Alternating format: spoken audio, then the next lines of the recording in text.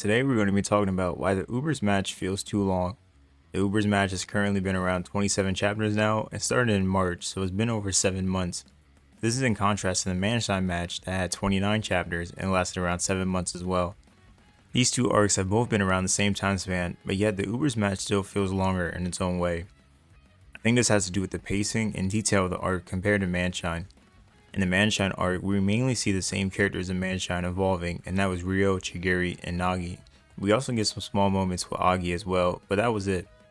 The emphasis was on Nagi and Ryo's development together again. As for Moonchen, Asagi learned Metavision and now is a starter trying to figure out a way to defeat Kaiser. We see him find a duo in Kurina, and Yukimiya also gets to shine in moments as well. For the Uber's match, we see a lot more characters from Blue Lock be involved in the game, which is not often in the Manshine match, and Nagi is a fan favorite as well. The biggest difference in these matches is the narration of the Uber's match. We see a lot more of these backstories and more involvement in characters than Manshine, making a lot of the chapters have cliffhangers and feel more like filler. We also got much less time for the Masters, which I don't mind as much, and we are introduced to a new Gen 11 in Lorenzo. This match focused a lot on Baro as well and his game-winning formula to win games with Predator Eye. We get a lot of these moments for the characters in this match, and the pacing felt slower and didn't hint at a lot. Even the goals for this game were spread out weird as Asagi, Kaiser, and Baro all scored very quick, making it 2-1, and then it completely slowed down after that, and we now have been through 8 chapters since Baro scored his last goal, making it 2-2. I won't disagree that Manshine had its fair share of slow pace towards the end of the match, showing a lot of cliffhangers over and over until we finally got the last goal, but this match has had a lot more letdowns because of the style of play this game plays at. The match started out as a chess match and has now turned into a chaotic frenzy with everyone everywhere. I also feel a main factor now as many are anticipating for the PSG match, which should be the best match in the NEL, and I can't blame anyone. I thought the games would go Barcha as a short match, then we have a long Manshine match, and then a short Uber's match and a long PSG match. But that's not the case, as Uber's match is the same length as Manshine, and who knows how long PSG could be. The Uber's match has definitely lowered viewers for the series as it continues to lose hype since the last anime episode aired, which makes sense. Once PSG match starts, I think the series will easily pick back up as everyone will want to see a fan favorite in Rin and Shida once again, and bring back the hype of the better players. We have now seen a lot of smaller support characters get shined in this Uber's match, and that could have caused more casual fans to leave the series and wait for the game to be over. I don't think you can say this game is as entertaining as the Manshine match due to the popularity of characters and style of play that happened in that game. This game feels a lot more boring and subtle as the pacing for the game makes it feel that way. We get a lot of dialogue from characters like KiiNGKhyy and Hiyori before he came in, and we also see the great rivalry of Asagi and Baro. One of the biggest letdowns I feel like is Hiyori. We had so much build up for Hiyori and a bigger build up than anyone else in Blue Lock has ever seen, and he has honestly been a disappointment. At first it felt like Hiyori could really be the big game changer for this game, and I feel like he still could, but when he comes to this game it seemed like nothing changed. They just kept getting stopped the same way and we keep seeing these Hiyori flashbacks over and over.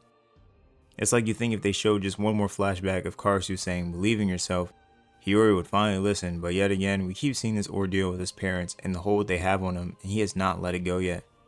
I thought Rin had crazy family issues, but Hiyori beats the cake as he cannot seem to shake it off yet. Then he tries to score a goal to see if he was meant for football and misses the goal and decides to stand on the field while the game is still going, and just decides he wants to quit. Are you serious? After all that work, once again, Asagi has to carry for the squad and make people believe in himself. Asagi, who was considered the worst many times in Blue Lock, has to be that guy once again. I love Hiyori's backstory and character arc, but it has gotten very repetitive. I can't believe I keep seeing it only for Hiyori to keep still reliving it, and then basically giving up if not for Asagi. He wanted to just quit and go home, whereas Asagi is putting everything on the line to defeat Baro and Kaiser. That's the difference of the two, where you see Asagi's willingness to win and Hiyori's resolve to lose. I also think this game has had a lack of spotlight for Asagi. He does score in the beginning of this match, and makes us think that he will finally be able to defeat Kaiser, but as the story goes on, players like Aiku and Nika learn Metavision, causing Asagi's Metavision to not be as dominant as it was during the Manshine match. Towards the end of the Manshine match, we see complete domination from Asagi as he tears down everyone in his way, and his biggest challenge ends up becoming his own teammate. In this match, however, we see him getting stopped by Nico, Aiku, Snuffy, and Lorenzo, something that seemed uncommon from before. But Ubers is a very good defensive team. I think the spotlight for Asagi went down more as Baro really took over the spotlight for the game, and even Kaiser became the game changer for a moment. With the lack of spotlight for Asagi, this is also another reason why the Ubers match fell off, as the game is just different and slower, making it seem less interesting. I also think in this game, many think that there was no enjoyable super goal. In the Manchai match, we had Nagi who delivered an incredible super goal, which is considered a top 3 goal for many. But in this game, I wonder if he feels the same way. In my opinion, KiiNGKhyy gave us one of the best goals we have ever seen in Blue Log. I didn't see this goal give that wow factor in the community like Nagi's goal did or Asagi's. It could be due to the fact that it's Kaiser and he's expected to have absurd goals like this, but nonetheless, this goal was amazing and an incredible display to see. The goals in this match were all great and new unique ways of scoring that shows the evolution of Blue Lock continuing to grow in the NEL. I know for sure we will get to see even more fantastic goals and unique ways to score than we have ever seen before. This game also really had no real mentorship from Noah. In the Manshine and Barsham match, Noah had plans to stop Levinho and Chris Prince, making him work together with Moonchen to win the game. In the Ubers match, however, Noah has no plans at all and decides to leave it up to fate for the players. He acknowledges that Snuffy is the best player in the world and he didn't have a clue on how to defeat him as Moonchen's team is wired differently. It was Barlow's complete takeover of the team that changed their style and let them do what they want, which could also backfire on them in the long run. I also wonder what Noah will do in the PXG match, as he will go against Loki and they both play for the France national team, and Loki is the same age as the Blue Lockers, so don't be surprised if he doesn't come in and lets Moonchen face Loki on their own.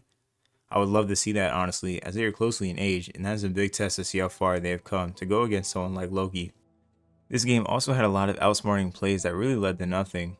We had seen so many great tactics and style designs that just really lead to nothing. The biggest one for me was when Asagi had finally managed to outsmart Snuffy and get towards the goal, but Yugamiya's pass took too long to get there, causing a delay and allowing time for Snuffy to regain and get to the ball. Another time was when Asagi had to clear a path to the goal after faking out Aiku, but Kaiser was one step ahead and kicked the ball with him, causing the ball to be off. It was many things one after another like this that happened in this game, and that could also be the factor of a loss of interest for this game. If you are not reading this game weekly and are just waiting for the game to end to read the full thing, I can't even blame you honestly. These are just a few reasons why I feel like the Ubers match felt longer than the Manshine match, and many might disagree, but for me this game has not lived up to a main high point, and I am ready for the PXG match as we get to see the fan favorites once again in a more intense matchup with Loki as the master, and not this mainly chess match turned into a chaotic mosh pit. I still love this match and it had many great moments, but I think it's best now for the match to move on and head into the next arc as we get closer and closer to the biggest event, the World Cup. Well, I thank you guys for watching the video. Please like, comment, subscribe, and I'll be back in the next one. Peace.